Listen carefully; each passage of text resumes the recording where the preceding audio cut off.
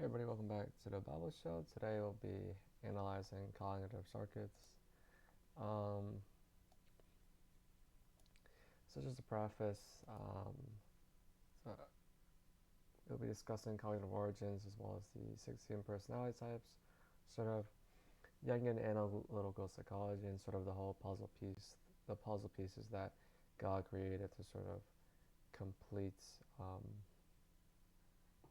the variety of human flavor in terms of souls and different slants in people's personalities and whatnots. And I'll be looking at circuits, which is sort of the different stacking and layers of people's personalities through their cognitive origins, and how different circuits compare to each other, how they compare to each other, and sort of what types they're missing. That's especially something I'm going to be analyzing this session. Um, because of the cognitive origins, we have access to 8 types pretty easily, but um, of course, as we know, we have some of our cognitive origins are better than others. Some things in life we're more naturally talented at, some things we're weaker at, and some types just with cognitive origins we're just completely missing altogether. So I won't be going through that here, just giving people hopefully some tips and tricks that can really help them improve their lives and just really analyze what people are missing. So I'll be going through um, all the types. So first, I'm going to start off with the ENFJ. So cognitive circuit for ENFJ. We're going to go through all the origins, like everyone knows what they are already.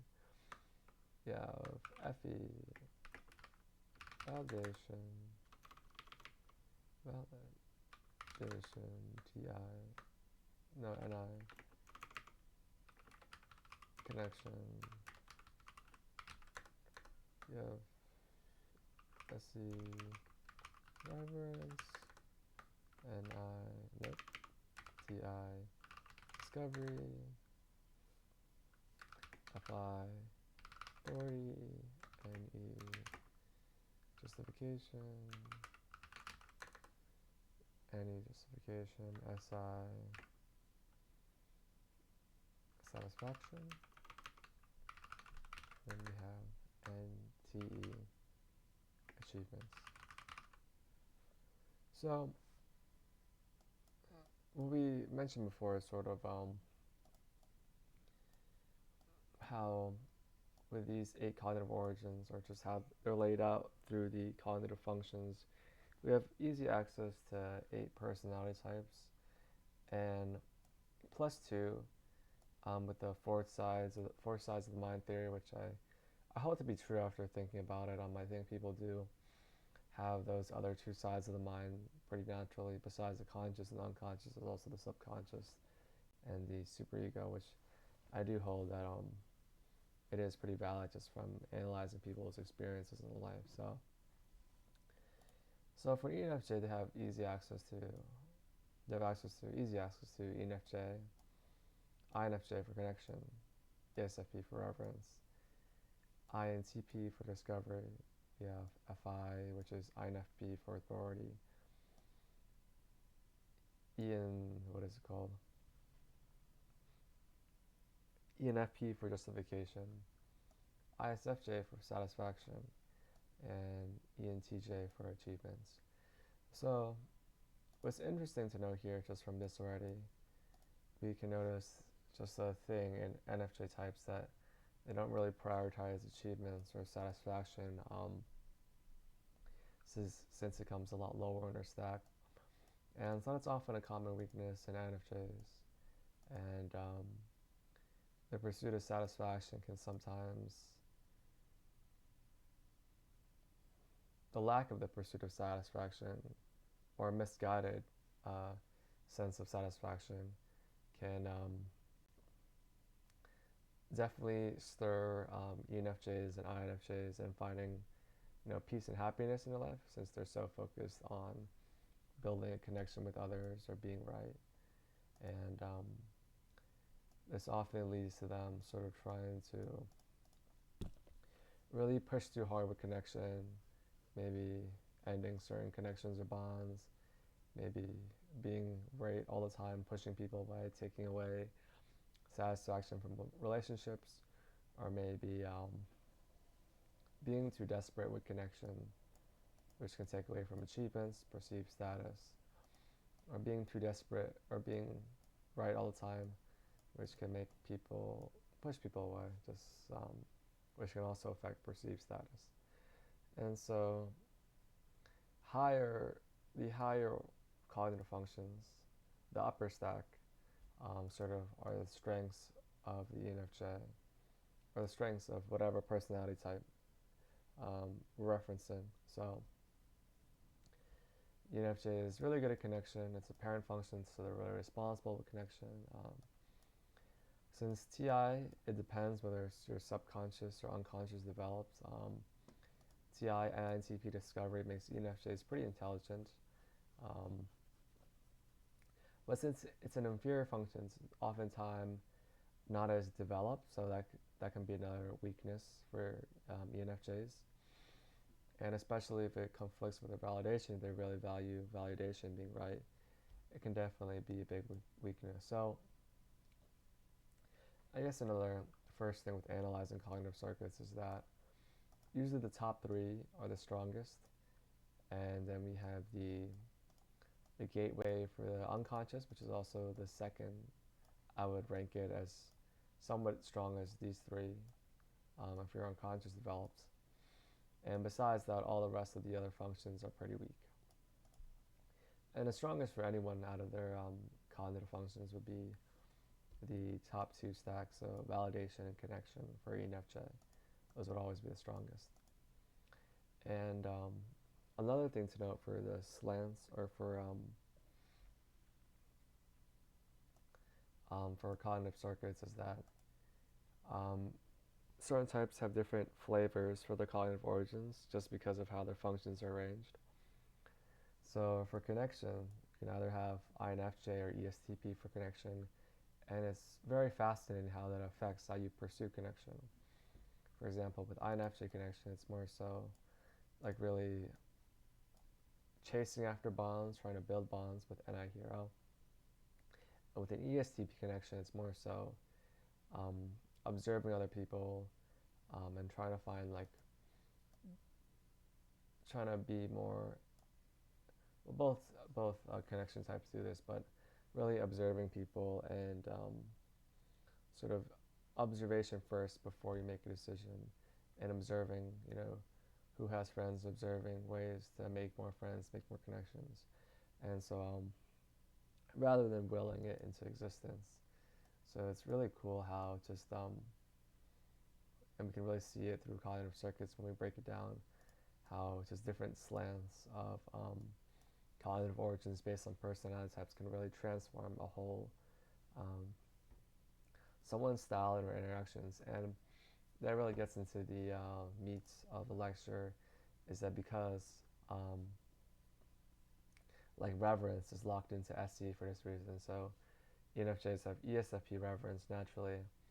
They're missing out on INTJ reverence, so they're missing out on a different style of interacting with people. And sometimes in life, or maybe oftentimes in life, for people, depending on their situation, we encounter situations where we need sort of this tools that we're given aren't enough to push through. And sometimes it either pushes us to really hone in on certain origins and really use that as a way to break through in life. Like maybe ENFJs just go around being Mr. or Mrs. Right all the time. And so that's sort of how they push through in life. Or maybe all ENFJs sort of understand connection pretty well, making friends. So maybe they just rely on these two. If that doesn't work out, sometimes you rely on your lower functions to some degree, and maybe you start to focus on your lower functions if you're really going through a really traumatic situation in life, to really help break through and push through to help escape yourself out of that situation.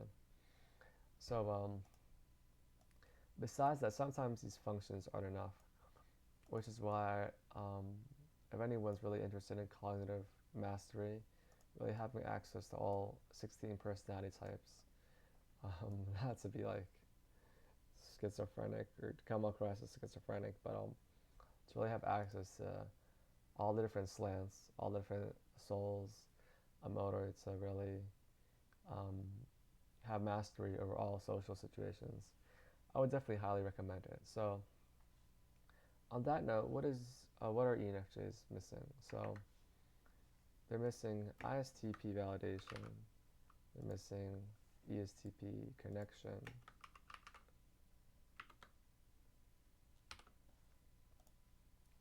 Missing INTJ reverence. Excuse me.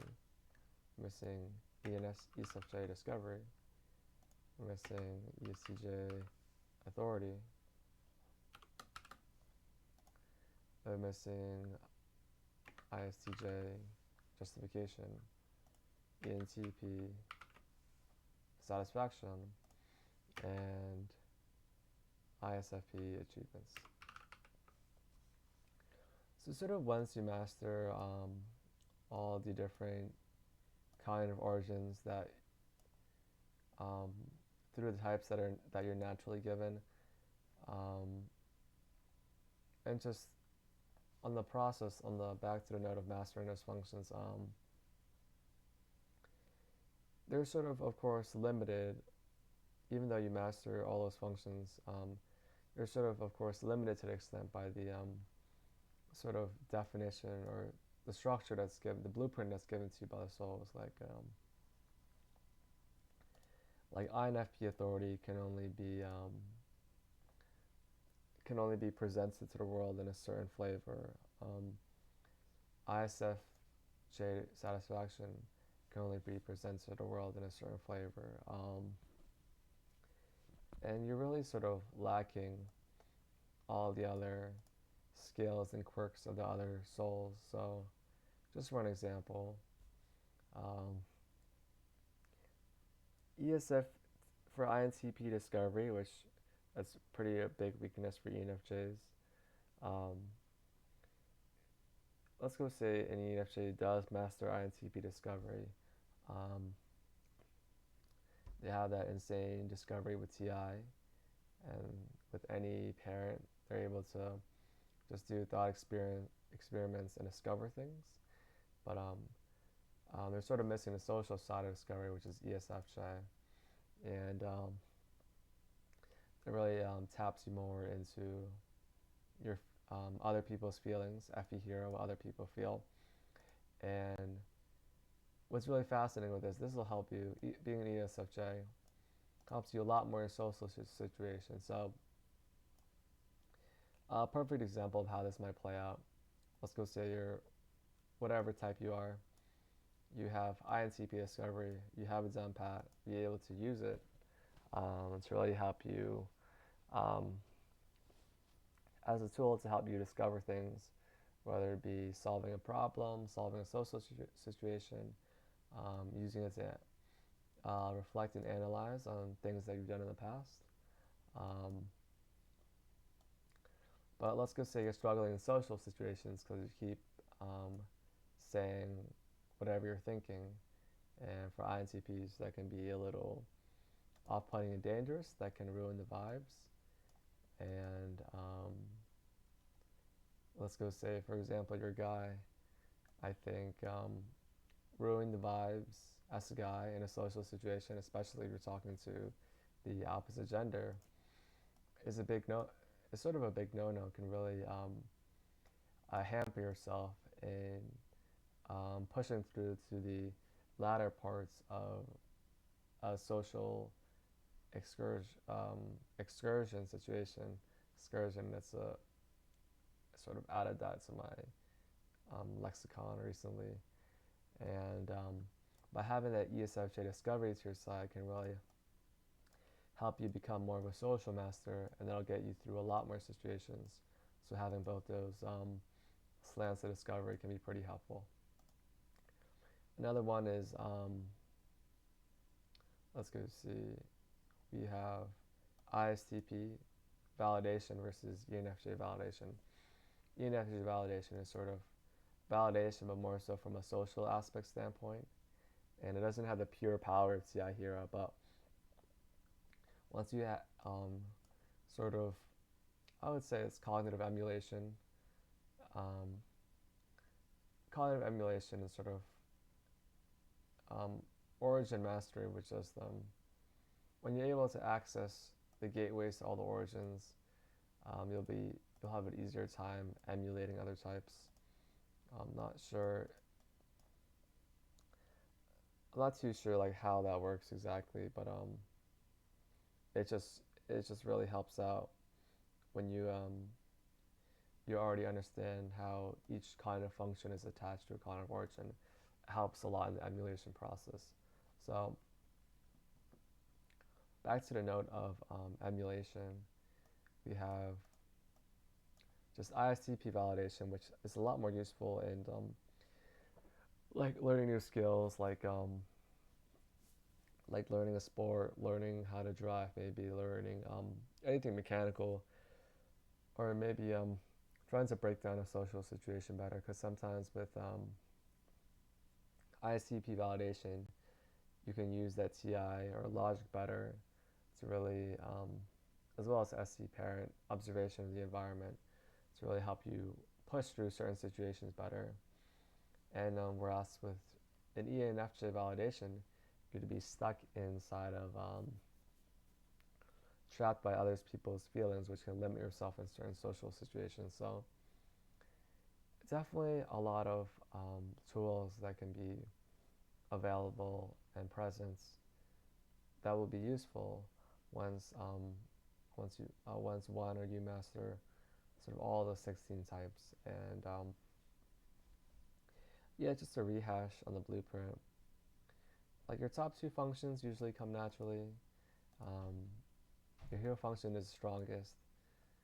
Um, your parent function is usually, of course, the second strongest, but still not as powerful as your hero. Um, all types usually struggle with their inferior function, so definitely recommend developing that.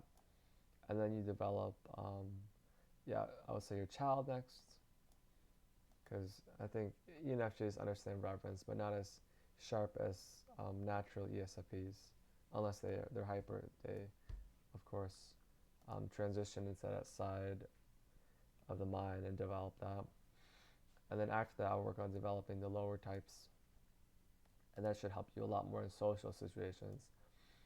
And once you master all the types that come naturally in your stack, I would go through all the other types that you're missing in terms of all the other types you're missing that are not natural to your soul, and it would tremendously benefit you um, in social situations.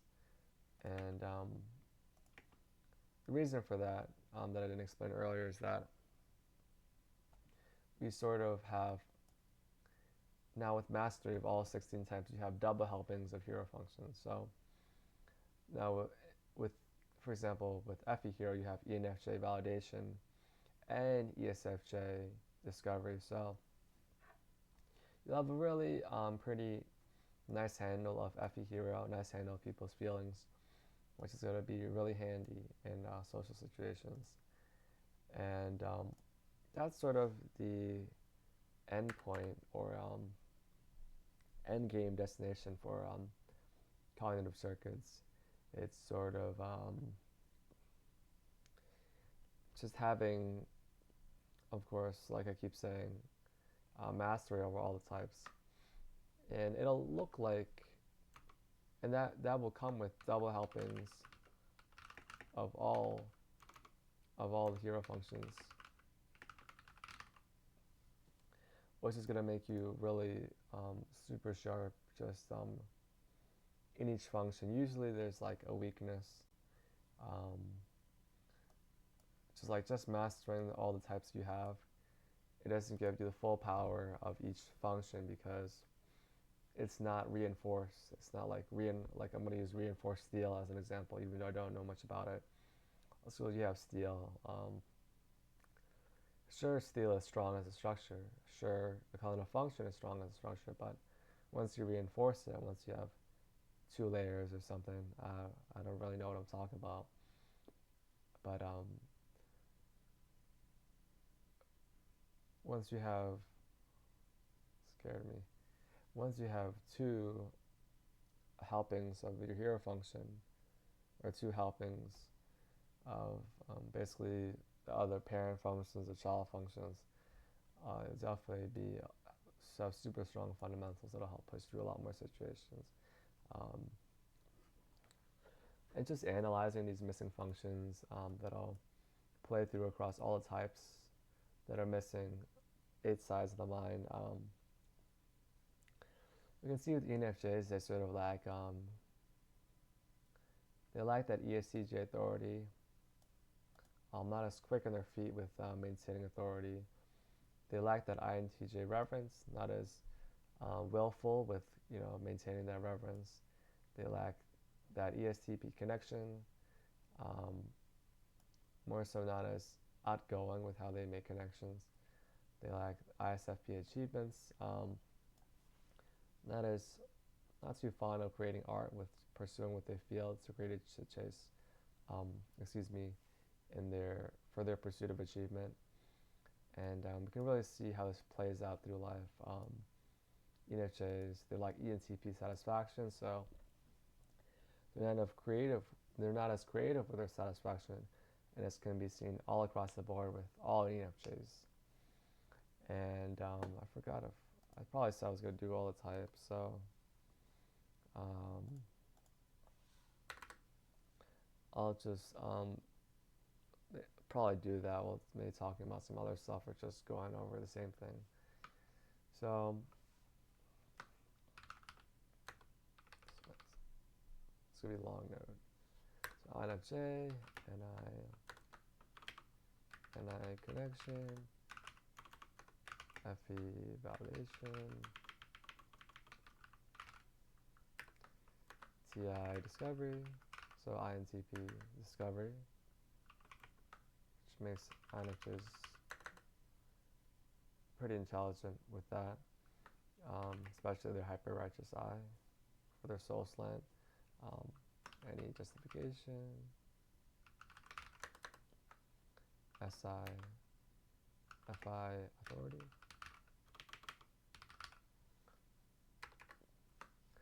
any TE achievements.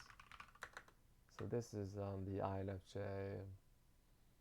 That was the INFJ blind spot function. So not too aware with their achievements. But it's interesting sometimes the types that, oh, actually, that's not always the case, but it's interesting how sometimes the types that, sometimes like connection types have more achievements than achievement types like ENTJs and ISFPs, just because of, like many reasons, but maybe one of them for this specific situation is that INFJs are just insane performers. So missing ESTP, I'll mainly be focusing on what the souls that people are that these types are naturally missing, and sort of how they play out.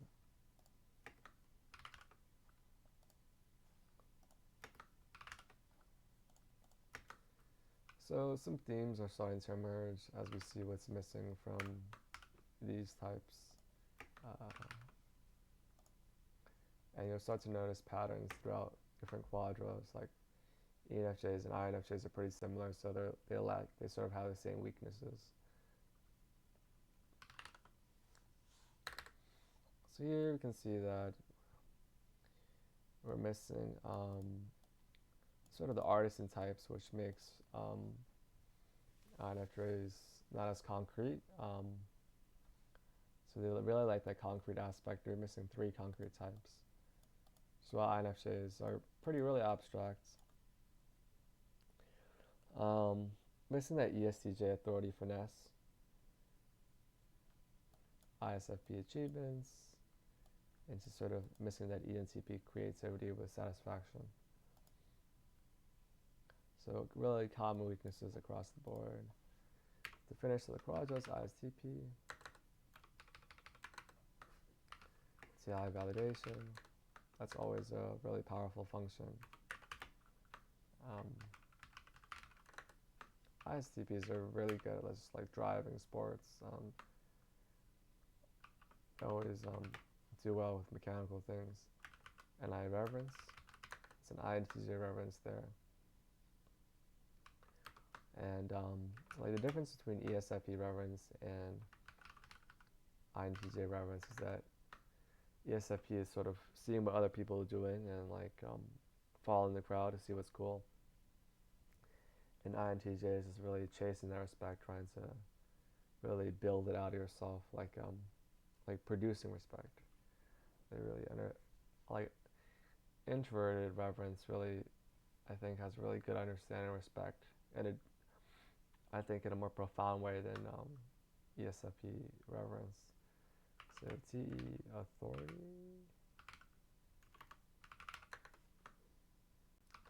SI justification, NE satisfaction, FI achievements. So let's go see some emerging themes. So you can obviously see how ISTPs are very concrete, missing ENFJ, INFJ, missing INTP. Talking to an ISTP about the possibilities is not the best idea.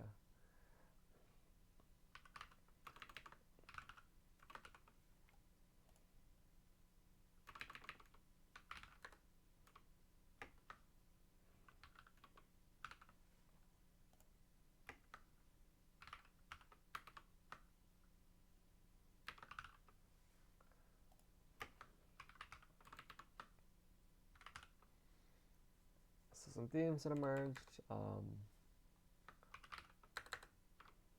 You have ISTP not having that ENTJ achievement,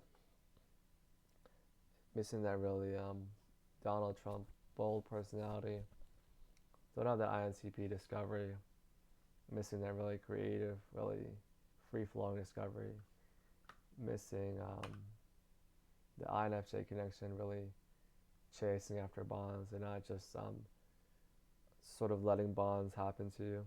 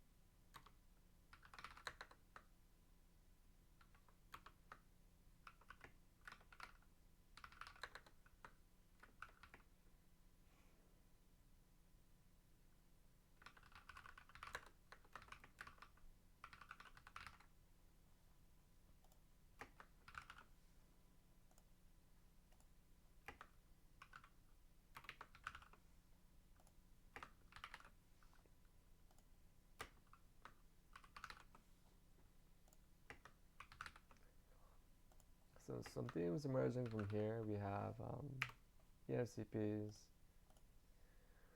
of course, being pretty concrete, missing a lot of abstract types, of course. And they lack that INTP discovery. They lack INFP authority. So ESTPs here just, with their weaknesses in many areas, they just lack those types. They really lack a lot of abstract thinking and creativity in terms of all our situations with missing all those types. I forgot what the name of this quadrant.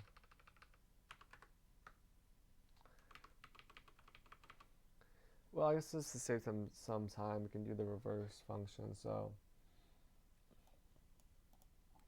we have the Templar, and we have philosophers and Templars. Templars being ESTP, INFJ, ENFJ, ISTP, and philosophers being ISTJs, ENFPs, INFPs, and ESTJs. And so we just reverse these. We can see that's ISTJs. Just swap these over. Really have. Actually, is that a B? That's actually different.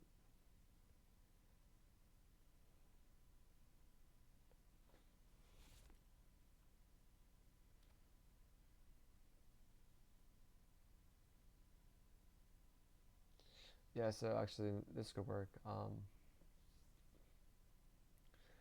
We see the ISTJs, see like these are their strengths, and these types are their weaknesses.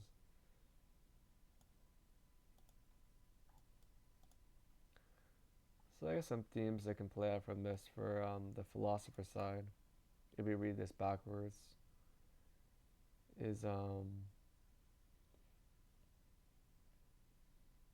if we read it backwards this way, starting from here, we can see that philosophers really struggle in certain areas. They're missing ESFP and INTP here.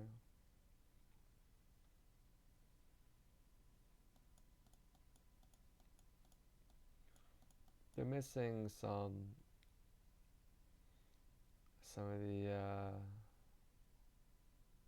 what is called alpha, or I forgot the name of the label, correct label for that function, but they're missing some of them are feminine types like INTPs and ENTPs,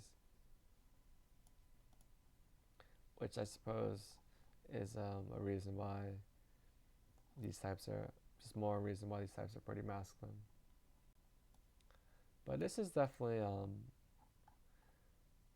it seems very small, just the subtle differences in all of these, but they they do add up. They definitely do add up when it comes to interaction styles. So last but not least, we'll be going into the final 8 types,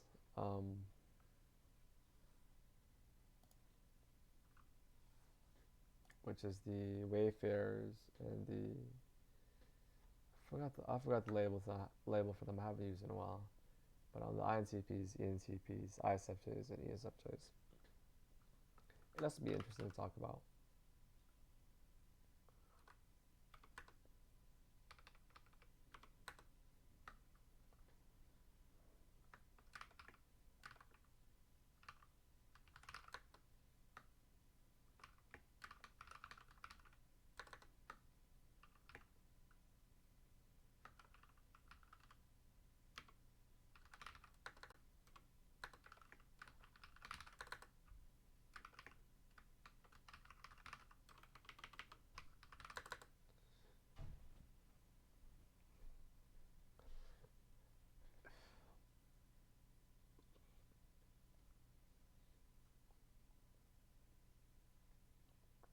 Blanked out, blanked out.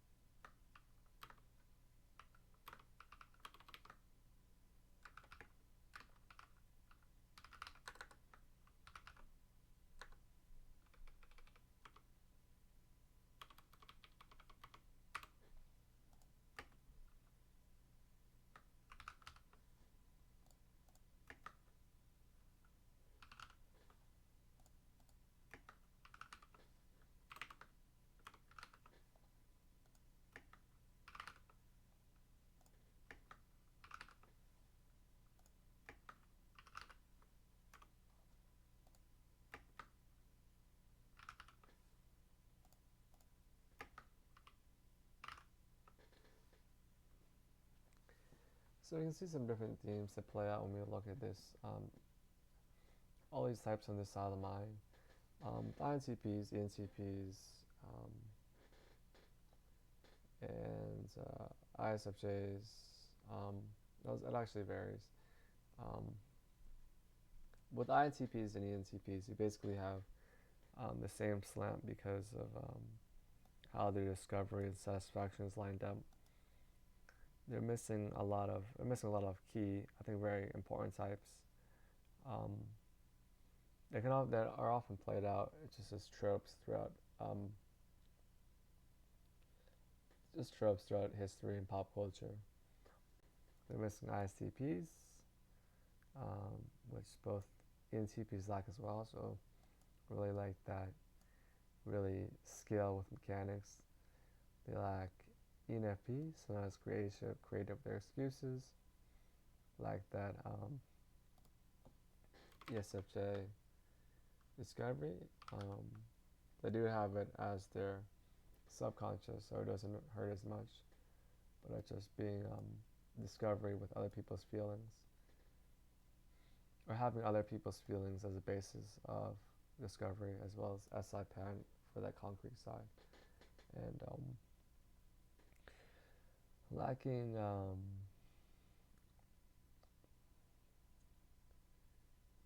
INFJ connection, and INTPs already struggle with connection since it's so low, so they really don't care too much connections.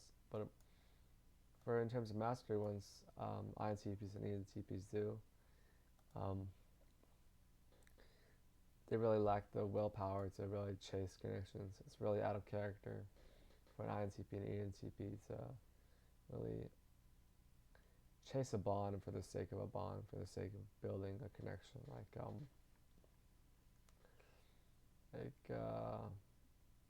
like really getting to know someone that's really out of character for an INTP or ENTP, unless it's someone they really care about. And then ESTJ authority, this is something I think INTPs and ENTPs, let me think with the ISFJs and ESFJs. So sort of the opposite is true from ESFJs and ISFJs. Like INTPs have really good long-term thinking authority. They usually don't shoot themselves in the foot. ESFJs and ISFJs have ESTJ authority, so they're more in the moment and they look good on paper, but long term, they often shoot themselves in the foot because they're missing INFP authority. And for the Wayfarers, um, like ENTJs, INTPs, ISFPs, they have problems where they're also missing that ESTJ. So I think that's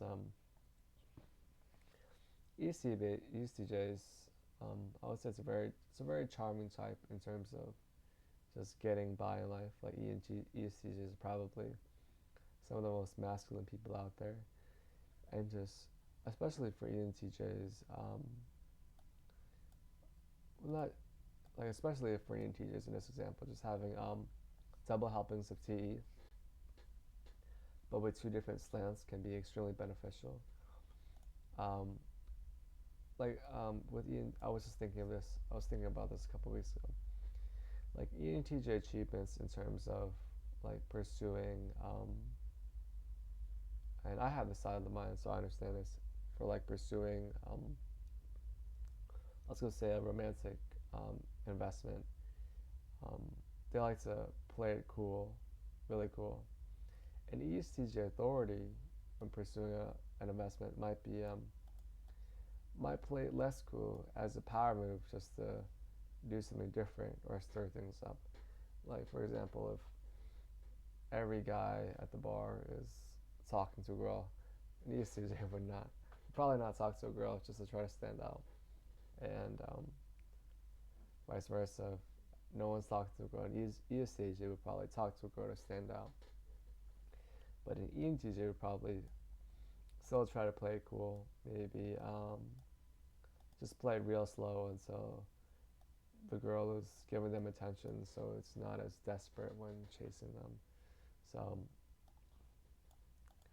just these sides of the mind add different flavor and nuances to life. And there's certain things that can really be um, pushed and added on to like really change social situations or maybe push social situations in the future towards a different direction or maybe yeah, push them in a different direction towards from when they were pushed before. So I think at home anyone can sort of do this, write down these cognitive circuits and not in a lazy way like this where it sort of change the order and people have hard time figuring it out. But they can do it. People, I think people at home are probably gonna do their own type and see what they're missing, which is completely fine. But you can do a circuit for all the types. Just write it down or do it mentally to see really the weaknesses of all other types, which is their lower stack, their inferior function, child function. Actually, it's a lot of functions, but especially the lower stack. And yeah, just some final summarizing tips. Really important, I think, to understand and pick up.